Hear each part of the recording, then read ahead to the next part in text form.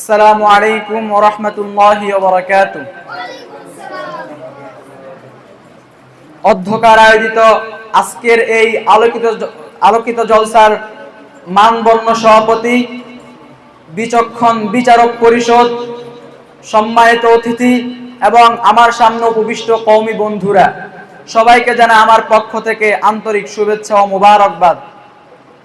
প্রিয় উপস্থিতি, আজকে আমার আলোচনার বিষয় হলো মাওলানা সাদের বিভ্রান্তিকর আকীদা সমূহ এবং মাওলানা সাদ গোমরাহি এর দলিল। সংক্ষিপ্ত পরিসরে উক্ত বিষয়ের উপর কিঞ্চিত আলোচনা করার প্রয়াস চালাবে ইনশাআল্লাহ।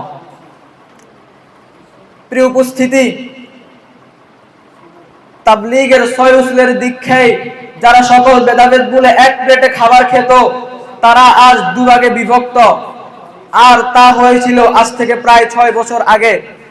সময়ের পাতায় তখন 1 ডিসেম্বর 2018 রোজ শনিবার সকাল 10 ঘটিকা, যা ছিল বিগত 74 বছরের দমে ওঠা তাবলীগের ময়দানে এক মহা কলঙ্কিত অধ্যায়।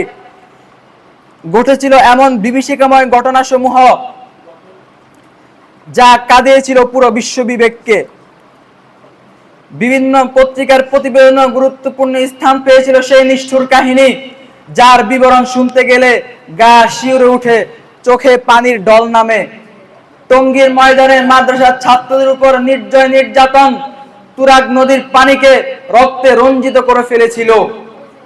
এখান থেকেই শুরু হয় তাবলীগের দুভাগ, এক জোবায়েরপন্থী, দুই সাদপন্থী, অর্থাৎ জোবায়ের বনাম সাদপন্থী তাবলীগ, যার ফলে বাংলাদেশ তাবলীগের প্রাণ কেন্দ্র কাকরাইল কেমন যেন এক স্ত্রীর দুই স্বামীর ন্যায় হয়ে গেছে। কি তার কারণ? মুহতারাম হাজিরিন, কারণ তো কেবল মাত্র একটা, আর তা হলো মাওলানা সাদের বিতর্কিত ফতোয়াগুলো। যেমন তিনি বলেন, হযরত মুসা আলাইহিস সালাম দাওয়াতের কাছে কিতাব আনতে যাওয়ায় 5,77,000 মানুষ গোমরাহি হয়ে গেছে, অর্থাৎ মুরতাদ হয়ে গেছে। আবার সে বলে যে ইমাম কোরআন শিখিয়ে বেতন নেয়, বেশ্যারা তার আগে জান্নাতে যাবে। প্রিয় উপস্থিতি, এছাড়াও আরো কত বিতর্কিত ফতোয়াগুলো, যেগুলো ইতিপূর্বে আমরা আমাদের অন্যান্য বক্তাদের মুখে শুনেছি। এগুলো ছাড়াও তার আরো বিভ্রান্তিকর কয়েকটি মতবাদ রয়েছে। যেমন সে নাকি জান্নাতের আশা করে না এবং জাহান্নামকেও ভয় করে না, সে ফিতনাকে ভালোবাসে, সে হককে অপছন্দ করে। এমনকি সে কোরআনের অপব্যাখ্যা এভাবে করে যে আসহাবে কাহফের 7 জন আল্লাহ বীর যুবকের সাথে কুকুর নয় বরং বাঘ ছিল।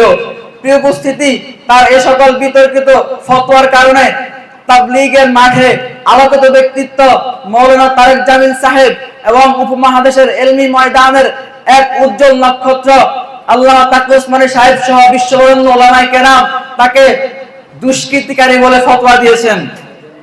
সম্মানিত উপস্থিতি, এই তাবলীগ হযরত জি মাওলানা এনামুল হাসান রহমাতুল্লাহ আলাইহি, তারপর আমির ছিলেন হযরত ইউসুফ কান্দলবী রহমাতুল্লাহ আলাইহি, অতঃপর তিনার হাল ধরেন মাওলানা এনামুল হাসান রহমাতুল্লাহ আলাইহি।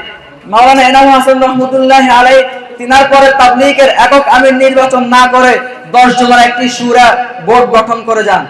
10 জনের শুরা বোর্ডের প্রথম বৈঠকে 10 জনের মধ্যে 3 জনকে অগ্রাধিকার দেওয়া হয়, আর তারা হলেন মাওলানা ইজহারুল হাসান, মাওলানা জোবায়রুল হাসান এবং মাওলানা সাদ কান্দলবী।